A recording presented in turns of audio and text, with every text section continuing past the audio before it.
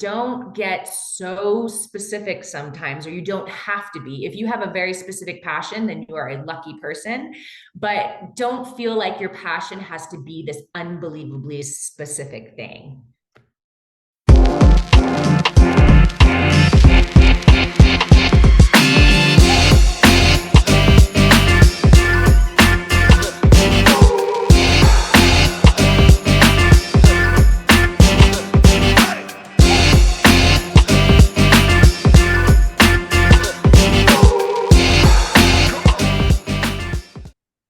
Hello, everyone. I am Melissa Forziat of Take the Doughnut, here to help you get inspiration and get donuts. I'm a motivational keynote speaker, and today I'm bringing you a Take the Doughnut interview with Allison Jannach, who is the owner of Babe's Tea Room in Denver, Colorado. Allison, welcome to your Take the Doughnut interview. Thank you for having me. We were just chatting a bit before we hit record because I had to rave about Babe's Tea Room. I don't know to what extent you'll cover that in answers to the questions. So I just wanted to make sure upfront that I just say, for people who haven't experienced Babe's Tea Room, I was really pleased to have an extended moment in Denver on the way back home from a speaking trip. And I thought, what should I do here? And I saw a tea room on the map. And I was like, I'm going to go. And I had no idea what a world you've built there. It's such a beautiful, even from like a block away, you can see that you're entering this beautiful new world. And it was so peaceful and such a lovely place to be. So I'm just, just in case it doesn't come up too much, I just wanted to say thank you for creating such a beautiful place in this world for people to spend time. Well, it's really heartwarming hearing you describe the tea room, because sometimes people get it and sometimes people don't get it, but I definitely feel like you get it. We put a lot of time and effort and energy into the experience of the tea room. And when you said that you started your experience a block away, that's exactly what I'm going for. So, yeah. So for those who haven't seen it, if you haven't checked out Babe's Tea Room, now is the time. This is your sign. This is it. Right. Without giving too much away. Come experience it for yourself. But, I've sort of hijacked things already right from the beginning. I've said just a little bit about who you are, but maybe there's more you want us to know about yourself. So tell us more about yourself. Hi, my name is Allison, and I own a tea room in downtown Denver. Beyond that, I'm a mom, I'm a wife, I'm a millennial. I guess that's kind of age me, so to say. And yeah, small business owner. I believe a small business owner is a really large part of my identity. It's absolutely something that I love about myself. And it's something that I want my daughter to see in me.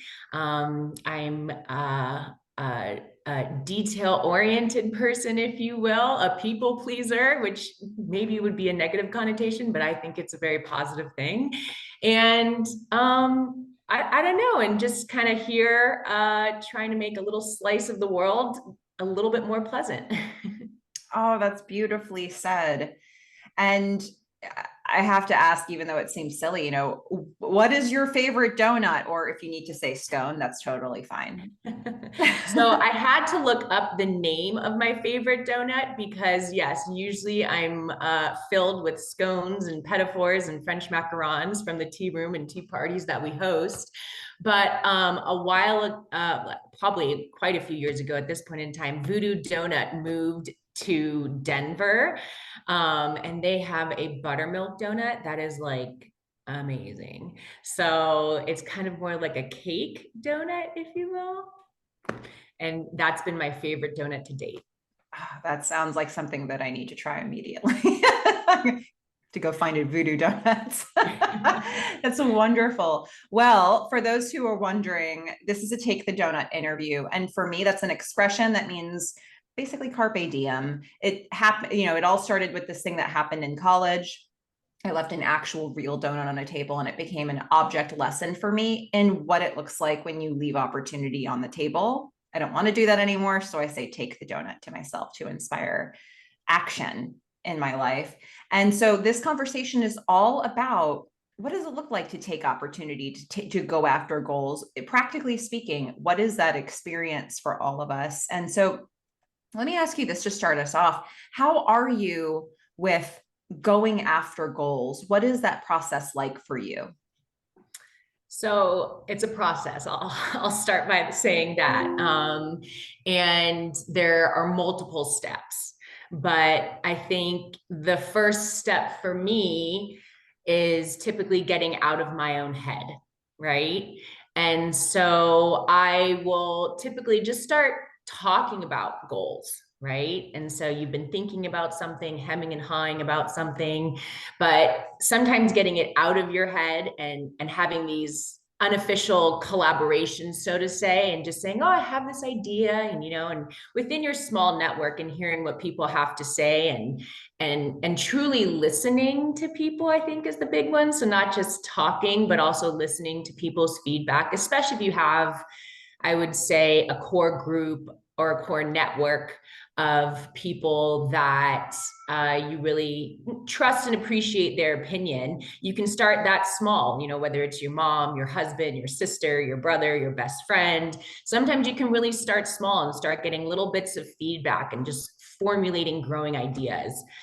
I find that helpful. And then beyond that, I'm a really visual person. And like I said, I'm a millennial. So I Pinterest the heck out of everything. And it's really nice to see and visualize just this idea and this concept that you have come to life, and the ideas can be anything. They can be businesses or whatever it is that your goal is. But yeah, sometimes having a visual component to your ideas, in my opinion, is really helpful. And then beyond that, I would say lists. I'm a lists person. So I have literal checklists that I work on my day to day with. And sometimes they're just these, working out. Sometimes it's, a meeting with so-and-so, or you have to look into purchasing blah, blah, blah, but literal checklists just really help me get from point A to point Z. So it's interesting because it's like your brain organizes in every direct, like, like we talk sometimes about like learning styles, and it sounds like you almost need the balance. You need a little bit of a lot of different things to fully complement each other in your brain. yeah, absolutely. I think balance, a direction is a really good word too. Sometimes it's helpful to just, especially with those checklists, if we're speaking specifically, it's really helpful to write things down, put a little list in your iPhone, add things to the calendar, but it's a good way to keep you on track. And so speaking of that, if you have a big goal, if you have something that's going to have a lot of steps, or it's a big opportunity you want to go after and it's going to take some time, what keeps you motivated in that process? So a few different things. So I would say currently right now where I am in life, and all of the things that are in front of me, gratitude is a big one right now. I constantly think to myself, how lucky am I that I get to host tea parties all day, every day, and that's what keeps the lights on, so to say, and so yeah, first and foremost, I would say gratitude. And yeah, a sense of responsibility. So I had joked about the people pleasing to begin with, but I truly do have a sense of responsibility to people who take time out of their lives to spend, an hour and a half with us, and who trust our team to host a truly memorable experience for them. So at the tea room, every single day, we host all sorts of, I'll call them life events. So we host, moms in town, and I want to take her to tea. I'm about to go dress shopping for my bridal gown, and I want to take my girlfriends with me to tea before we go dress shopping. So it's little things like that that I don't take lightly, that we're the venue, we're the location that people are choosing to start their just day off that is usually tied to a really specific, memorable, important moment. It's lovely that you're part of I just happened to be there on a day that wasn't a big moment for me, but it sounds like you're really with people in the biggest moments of their lives. It's beautiful. And sometimes the mundane can be just as special. Sometimes you just need to take a break from your travels, from work, from whatever, and you can step into the tea room. And my goal is that you really are delighted and surprised, and you enjoy your time in the tea room. Absolutely. Well, as we talk about the process of getting to the thing that you want, or if you've identified it, or if you're just in the direction of it, are there any particular challenges that come up for you? Especially, like, no matter what goal you have, this particular brand of challenges keeps coming up. It's your Achilles heel. Is there anything that's like that for you? So I'm going to answer as a small business owner, and I'll call it the shape shifting challenge. So it's required that I often feel like I need to be so many different things to so many different people, or even if we're just talking about to the business, like modern day businesses are so multidimensional, and there's so many just requirements, and there are so many avenues of connection. And I mean, let's even just online, if you list the different online programs or online websites that you really need to have a presence on. There's Google, and as a restaurant, so to say, there's Google, there's Yelp, we have Open Table, we have Instagram, there's TikTok, there's Facebook. Like, even just that on its own is a lot. But then you have employees, you have customers, you have suppliers, and needing to be, HR, purchasing, so on and so forth. And of course, I have a team that I work with that really does a fabulous job. But I'll segue into that I do find it challenging sometimes that you have to be so many different things to so many different people. But I would say the solution in that really is your team and your network, and being resourceful in that way, and knowing within your team, playing up to different people's strengths, so you don't necessarily have to be that end all be all constantly. Very well said. And I think you really feel it as a business owner, but a lot of people might feel that in other capacities of their life. If they're, having to play multiple roles, I think it's just, there's always that competition for what you need to focus on in this moment right now. I would say 100% that, the wearing many hats can be applied to multiple facets of life. Absolutely. Well, if I were to say, what's the biggest donut you've ever taken? And that could be personal or professional, but what comes to mind for you? I'm going to answer this figuratively. So figuratively, I believe it's always the first step, right? And we talked about previously lists, that I work with lists. And I often find it's just taking that initial first step. Sometimes it's a really big first step. Sometimes it's a really small first step, but sometimes you have to get out of your head with how big this first step is, so to say, right? And so for me, it's helpful to break down even sometimes that first step, and what does that first step really mean? And so making a really big goal, breaking it down into smaller goals, you'll find that collectively, once you start checking off these little goals, little goals, little goals, a month down the road, 2 months down the road, 3 months down the road, you'll turn around and you'll pile up all these big goals and small goals into one pile. And all of a sudden it'll be this recognizable, larger accomplishment. Yeah, I like that. You know, I often think of small goals as sort of progressively moving you forward, but I think there's also sort of an idea that you presented there, like you're amassing them. Um, and I think even just seeing that pile feels like something like, oh, I did all of that. That's really impressive. Yeah, absolutely. Is there a donut that you're trying to take right now? Is there something that's in progress for you? So Babes 2 is in the works. Yeah, you heard it here first. No. So yeah, we just recently signed a lease on a second location.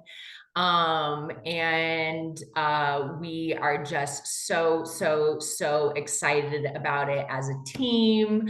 It's a much larger space. And so we were talking before that I'm working out of the whole restaurant right now is 1,100 square feet. So it's a nice tiny little gem. And this space is going to be significantly larger, but there's a lot of initiatives, there's a lot of ideas that the whole team has that will be able to start exploring and working on, and we'll have the space to do it. So we're really excited about our second location, and talk about lots of checklists, multiple checklists with different people and different categories. And we're in the thick of it right now. So I would say that's the by far the biggest donut goal that I've worked on in my entire life, for sure. This is huge, and I'm so excited to hear about it. And it's, you know, it's a lot of work, but also there's a certain amount of play of being able to say, like, what is this space? Yeah. You know, I think having been in your original location, I can't remember it feeling small. I remember my eye always sort of being drawn up and out, and it felt like a big space being in it. But you know, you live there, so it's like you probably feel every inch of the 1,100 square feet. Yeah. Yeah, but it's interesting. What would you do when you have more space to play and to work and to do, you know, to have your eye drawn up and out? And you know, it's an interesting challenge. Oh my goodness. Yeah. Well, mhm. So it's funny that you say that, just because you know, we're moving into this much larger space. Like it's almost 4 times the current space that we are in now. And I was with my baker the other day, and we were walking through, and we're, you know, coming up with a kitchen layout and what pieces of equipment do we need. And then we're menu planning and going through, you know, all of the spaces and what we plan on doing with each space. And she turns to me and she goes, I know this space is a lot bigger, but for all the things that we're wanting to do, this space is actually getting smaller and smaller every single time I walk in here. And I'm like, ugh, me too. So, but yes, I always say also too, the other thing is crawl, walk, run. And that's, so before I was a tea room owner, I worked for a small business that I just loved. And yeah, that was a motto that that business owner would say to me all the time, is crawl, walk, run. And I think it kind of links back to my lists idea and notion, as you just take one day at a time, one step at a time, work on what's directly in front of you. And all of a sudden, 3 years down the road or 2 years down the road, you turn back around and you say, wow, look what we've done in, you know, a year's time, so to say. You know, you might have been answering this question sort of the whole way through, but there are probably people listening to this who have a donut they want to take, maybe they've started it, maybe it's still just an idea, but they're not sure what to do next. So let's sprinkle some encouragement. And, what would you say to those people who have an idea, they're just not sure how to move forward from here? Yeah. So I have two thoughts around this. One is going to be very cliche, and it's why not you? When in my, I always say previous life. So in the world that I used to work in, I was in sales, and I was in wholesale, and we would sell to these big companies, right? And I was really pretty young, in my 20s. And I was fortunate enough that I was allowed to be at these big important meetings with these buyers at these Fortune 500 companies, right? And there is a little bit of self-confidence that I had, but I would meet these people at a young age, and I would say to myself, like, wow, they're this really important person. They buy for this really big company, but I didn't feel like they were that much or so much more, intelligent, or they had this crystal ball or anything like that, like I never got that feeling. And so I think that really was a confidence booster for me. But I generally have a really positive outlook on humanity. I know this isn't like, I don't know where this is going to land, but when I meet people, especially at the tea room, I typically, by the end of our conversation or by the end of the tea service, have an enormous amount of respect for whoever I'm speaking with. And so, have a little bit of self-confidence, and why not you would be one thing. And then the other thing is, so I don't know if this is, I don't know if this is going to be encouragement, but a lot of the times, because I watched a few of your videos, people will say the word passion, right? That you need to find your specific passion. And like, when I hear that, I'm kind of like, oh, that's like daunting in and of itself. Like, what is my very specific passion? Like, I'm not like Lance Armstrong, that like I know that like I need to be biking all day every day kind of thing. Sometimes passions can be a little bit more broad, so that way you can give yourself a little bit more grace. So my things that I'm passionate about is that I knew that I wanted a business for myself.